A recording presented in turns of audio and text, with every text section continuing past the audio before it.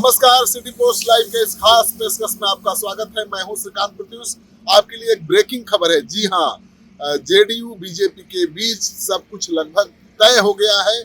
JDU अपने हिस्से की कोई भी सीट न तो चिराग पासवान के लिए छोड़ने को तैयार है और न ही जीतन राम मांझी उपेंद्र कुशवाहा के लिए। जेडीयू ने साफ कर दिया है, दो टूक कह दिया है कि भाई बीजेपी को जिसको साथ रखना है रखे और अपने हिस्से की सीट दे।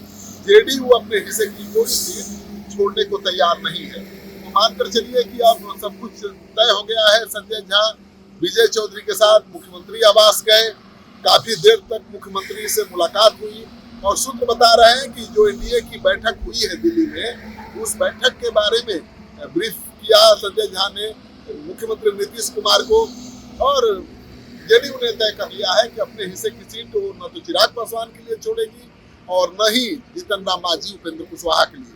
जेडीयू ने साफ कर दिया है कि भाई हमको उपेंद्र कुशवाहा, जीतन राम मांझी और चिराग पासवान से कोई लेना देना नहीं है, बीजेपी का काम है। तो जेडीयू अपनी सूची बनाने में जुट गई। खबर है कि संजय झा और विजय चौधरी मुख्यमंत्री से मिलने के बाद संजय झा के घर पर बैठकर उम्मीदवारों की सूची बना रहे हैं। और सूत्रों के हवाले से ये भी खबर आ रही है कि जो विधायक विश्वास मत के दौरान खेला करने वाले थे और तेजस्वी यादव के संपर्क में थे, उनका टिकट काटा जा रहा है। तो जेडीयू की सूची आज तैयार हो रही है। संजय झा विजय चौधरी बैठकर तैयार कर रहे हैं। आज सूची तैयार हो जाएगी, मुख्यमंत्री को सौंपेंगे सूची और अंतिम मुहर लगेगी नीतीश कुमार की और जेडीयू अपने उम्मीदवारों के नाम का ऐलान कर देगा। तो मानकर चलिए कि बीजेपी जेडीयू में सब कुछ ठीक है।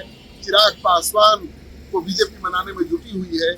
जीतन राम मांझी उपेंद्र कुशवाहा को अभी तक बताया नहीं गया है कि कितनी सीटें उनको मिल रही हैं, उन्हें आज ये बता भी दिया जाएगा।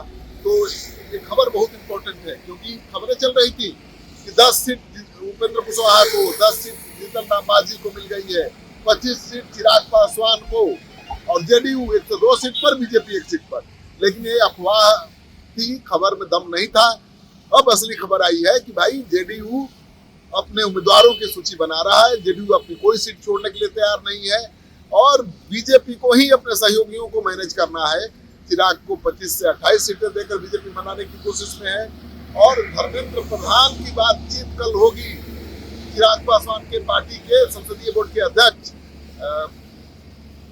सांसद अरुण भारती के साथ, राजेश कुमार के साथ।